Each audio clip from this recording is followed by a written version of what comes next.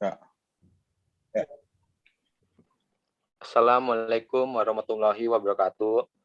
Kami dari kelompok 5 ingin mempresentasikan tentang globalisasi. Sebelum kita memulai presentasinya, kita ingin memperkenalkan diri terlebih dahulu. Yang pertama ada Lira Mardiana Safitri.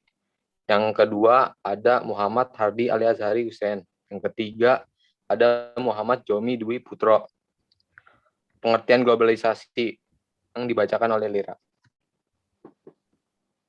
Pengertian globalisasi. Globalisasi adalah proses integrasi internasional yang terjadi karena pertukaran pandangan dunia, produk, pemikiran, dan aspek-aspek kebudayaan lainnya. Menurut asal katanya, kata globalisasi diambil dari kata global yang maknanya ialah universal. Globalisasi menurut para ahli. Yang pertama itu ada Martin Albow.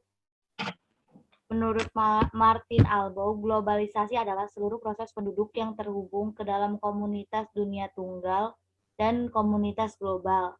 Yang kedua ada menurut Lawrence E. Rothberg, globalisasi adalah percepatan dari intensifikasi interaksi dan integrasi antara orang-orang, perusahaan, dan pemerintah dari negara yang berbeda. 4 fenomena globalisasi dalam bentuk umum.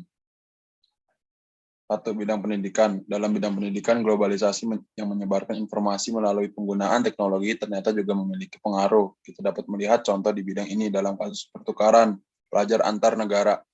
Mereka yang dipindahkan ke negara lain secara otomatis akan mempelajari ilmu dari negara yang bukan asal muasalnya.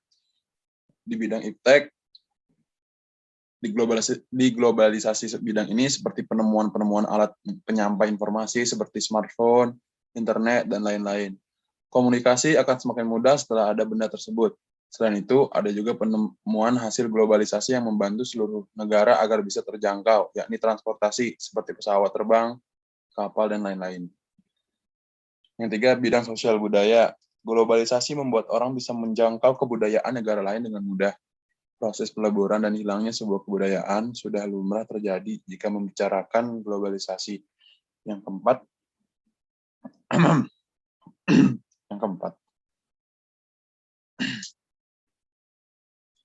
keempat, bidang politik. Organisasi Perserikatan Bangsa-Bangsa atau disebut PBB yang bertugas menjaga kedamaian dunia bisa kita ambil sebagai contoh yang paling sering terdengar di telinga. Negara-negara saling memiliki keterkaitan satu sama lain demi menjaga kedamaian melalui wadah PBB. Bukan hanya perdamaian, banyak juga kerjasama antar negara yang memiliki ruang lingkup regional, seperti ASEAN dan Uni Eropa. Inti dari globalisasi di bidang politik ini, setiap negara punya perannya masing-masing untuk bekerja sama atau mengatur negara lain yang terikat satu sama lain. 4. Pendekatan globalisasi. Yang pertama, pendekatan sistem dunia. Pendekatan ini menggunakan konsep Immanuel Wallerstein, di mana di dunia terbagi menjadi zona hierarki ekonomi. Dunia internasional terbagi menjadi 3, yaitu negara coret, semi-periferi, dan periferi. Hal inilah yang dapat kita lihat di era globalisasi sekarang. Yang kedua, pendekatan kultural global.